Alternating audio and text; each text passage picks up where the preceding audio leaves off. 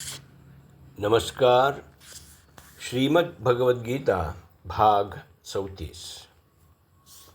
मन आणि चित्त हे शब्द बोलीभाषेत समानार्थी वापरले जातात, परंतु श्री आदिशंकराचार्यांनी चिंतन किंवा स्मरण करणारं ते चित्त अशी व्याख्या केली आहे. आपण जे अनुभव घेतो त्याच्या आठवणी चित्तात साठून राहतात. काही अनुभव सुखद तर काही क्लेशकर असतात. क्षणोक्षणी ज्ञानेंद्रियांच्या मार्फत आपल्याला ज्या जाणीवा होतात त्या आपण आपल्याला आलेल्या आधीच्या अनुभवांशी ताडून बघतो. मग नवीन घटनांबद्दल स्नेह, प्रेम, अभिलाषा, कंटाळा, लोभ, तिटकारा, द्वेष, चीड, संताप, दया, अनुकंपा, क्षमा, असूया, मत्सर इत्यादी भावनांचे तरंग मनात उत्पन्न होतात. यातल्या स्नेह, प्रेम, दया, अनुकंपा या सात्विक भावना आहेत, तर इतर रजोगुणातून अथवा तमोगुणातून उत्पन्न झालेल्या असतात. चित्तात उत्पन्न होणाऱ्या या स्मृतींनी मन असे प्रभावित झाले की काहीतरी क्रिया करावी का करू नये, करायची झाल्यास कुठली आणि कशी, असे संकल्प विकल्प सुरू होतात. यापैकी कुठले संकल्प विकल्प योग्य अथवा अयोग्य याचा निर्णय बुद्धी घेते. बुद्धी जेव्हा सक्षम असते तेव्हा मन तिच्या ताब्यात राहतं आणि बुद्धीच्या निर्णयाची कर्मेंद्रियांकडून अंमलबजावणी करवते. बुद्धी कमकुवत असून मन जेव्हा शिरजोर होतं तेव्हा ते बुद्धीच्या निर्णयाला डावलून उधळायला लागतं. यापैकी लोभ, द्वेष, क्रोध, मत्सर यासारख्या आसुरी भावना जेव्हा मनाला प्रमाणाबाहेर उत्तेजित करतात तेव्हा मन बुद्धीच्या निर्णयाला झुगारून देऊन अनैतिक, आततायी किंवा पाशवी कृती करायला प्रवृत्त होतं. कधी या कृती करणं शक्य होतं आणि त्याचा उन्माद येतो. कधी शक्य न झाल्यामुळं अगतिकता, खिन्नता, नैराश्य यांनी मन भरून जातं. परंतु या सर्वच गोष्टी मनाला क्षुब्ध करून मनाचं स्वास्थ्य बिघडवून टाकतात. शहाणा माणूस मग विचार करू लागतो की मनाची शांती हिरावून घेणाऱ्या या भावनांच्या आहारी जाण्याची काही आवश्यकता होती का?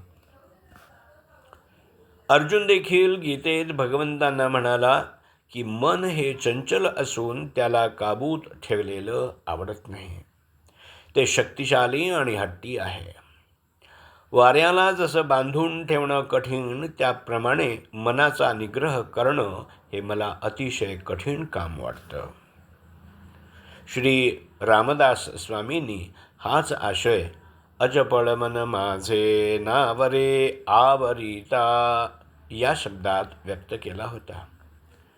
भगवानांनी त्याला दिलासा दिला की मनाला आवर घालणं कठीण हे तर खरंच, पण मनाच्या अनिष्ट आवडींना पुन्हा पुन्हा आवर घालण्याचा प्रयत्न करत गेल्यास वैराग्य आणि अभ्यास यांच्या जोरावर मन स्वाधीन ठेवता येतं. मनावर काबू ठेवण्याच्या या क्रियेतील एक महत्त्वाचा भाग म्हणजे इंद्रियांचं नियंत्रण.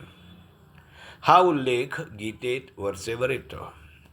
कान, नाक, डोळे, जीभ आणि त्वचा ही 5 ज्ञानेंद्रिय आणि हात, पाय, वाणी म्हणजे जीभ, गुद आणि उपस्थ म्हणजे जननेंद्रिय अशी 5 कर्मेंद्रिय आहेत, हे सामान्यतः सर्वांना माहीत असतं.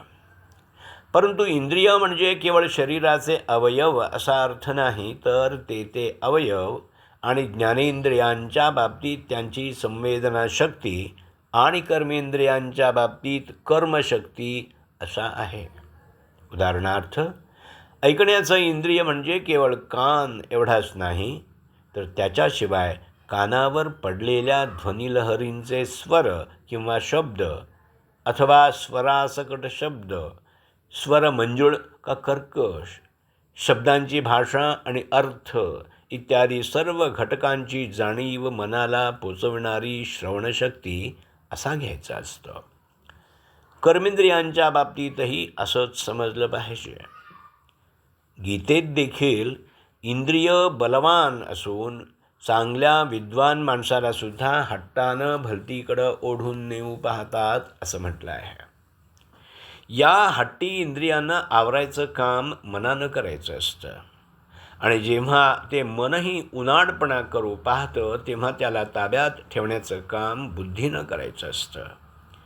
बाह्य पदार्थांच्या पेक्षा इंद्रिय श्रेष्ठ, इंद्रियांच्यापेक्षा मन श्रेष्ठ, मनापेक्षा बुद्धी श्रेष्ठ आणि बुद्धीपेक्षाही तो म्हणजे आत्मा श्रेष्ठ अशी क्रमवारी गीतेत सांगितली आहे.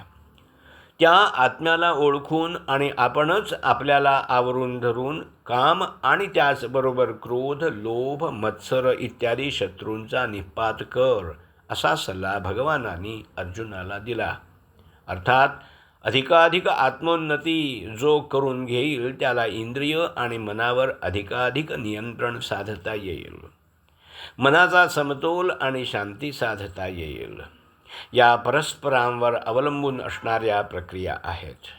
इंद्रियांवर आणि मनावर जेवढा लगाम बळकट तितक्या लवकर आत्मोन्नती साधेल आणि जितकी ही आत्मोन्नती प्रगत तेवढी मनावरील पकड मजबूत होईल. अर्थातच या गोष्टी सहज साध्य नाहीत, पण तीव्र इच्छाशक्ती असेल तर हे अशक्यही नाही. क्रमशः लेखक डॉक्टर विजय पांडुरंग जायदे, वाचक डॉक्टर अमृत राघवेंद्र यार्दी.